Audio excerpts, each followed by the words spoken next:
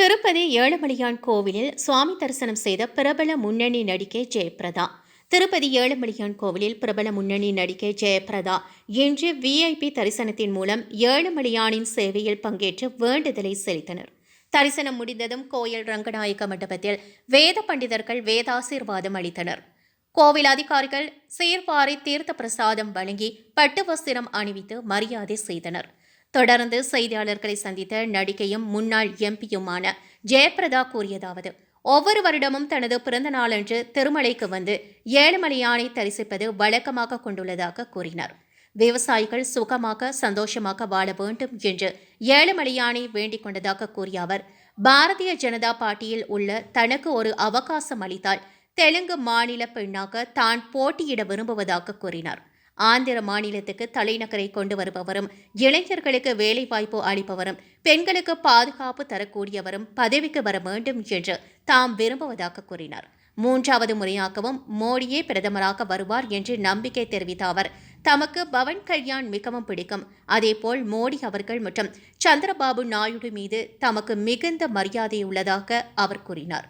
தமக்கு வாய்ப்பளித்தால் நட்சத்திர பேச்சாளராக தேர்தல் பிரச்சாரம் செய்வேன் என்று அவர் உறுதியளித்தார். வரும் தேர்தலுக்கு ஜெயபிரதாவின் வாக்கு சேகரிப்பு மட்டும் போதாது என்று அவர் கூறினார்.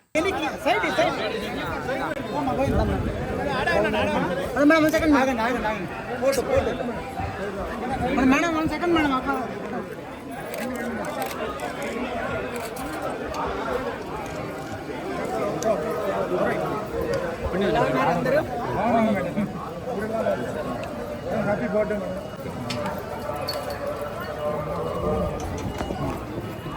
పక్క ఇది వెనకాల వెనకాల వెనకాల వెనకాల వెనకాల night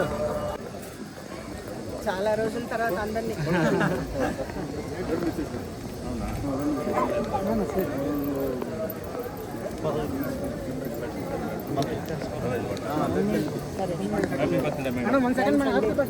thank you Babu. Photo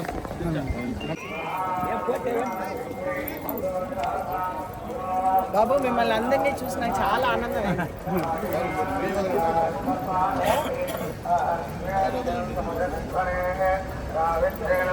అంటే నేను ప్రస్తుతానికి భారతీయ జనతా పార్టీలో ఉన్నాను, బీజేపీలో ఉన్నాను నేను. అయితే శీర్ష నేతృత్వంలో ఉన్నటువంటి వారందరికీ కూడా తెలుసు, అంటే నేను ఆంధ్రుల బిడ్డనని. కాబట్టి నాకైతే ఇక్కడి నుంచి నాకు అవకాశం వస్తే తప్పకుండా నేను ప్రజలకు సేవ చేయాలి అనేది నా మనసు.